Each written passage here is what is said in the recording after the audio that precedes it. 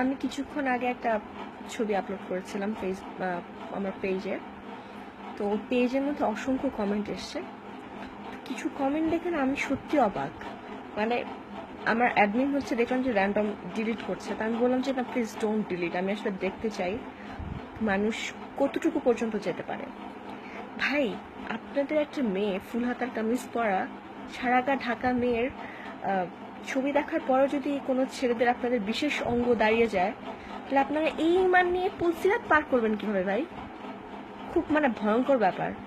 আর আমাদের তো ধর্মে বলে যে ছেলেদেরকে খুব মানে খুব ইয়ে করে বলা হয়েছে যে তোমাদের নজর তোমরা ইয়ে করো, সংযম করো। একটা মেয়ের দিকে মানে একবার বেশি সেকেন্ড টাইম তাকাতে হয় না। তো আপনাদের ইমান যদি এতই শক্ত হয়, তাহলে আপনারা কি বলো ফেসবুকে মডেল নায়িকাদেরকে ফলো করেন কেন? আপনাদের তো এটা করা একদম ঠিক না, বিশাল গুনাহ। আপনারা এক কাজ করেন, ফেসবুকে যত মেয়েদেরকে ফলো করেন ওগুলো আনফলো করেন। আর হচ্ছে গিয়ে এরকম মডেল টডেল একটু ভুলও ফলো করবেন না, এটা খুবই মানে গুরুতর অপরাধ, ঠিক আছে? আর এভাবে উইয়ার্ড কমেন্ট করবেন না, বি স্মার্ট। খুবই উইয়ার্ড লাগে দেখতে, তাই না? কে বুকে ওড়না দিল, কে কে দিল, এটা আপনাদের কি আসে যায়? আমি তো আপনাদের বোনও না, আমি আপনার গার্লফ্রেন্ডও না, বউও না, মেয়েও না। তা আমি কি ছবি দিলাম, কি করলাম, আপনাদের এত মাথা ব্যথা কেন? আমার বাসার লোকজন তো এত মাথা ব্যথা নাই। আমার বাবা মা বোন সব তো হজ করা, কই কারো তো কোনো প্রবলেম হয় না। আপনাদের এত প্রবলেম কিসের জন্য?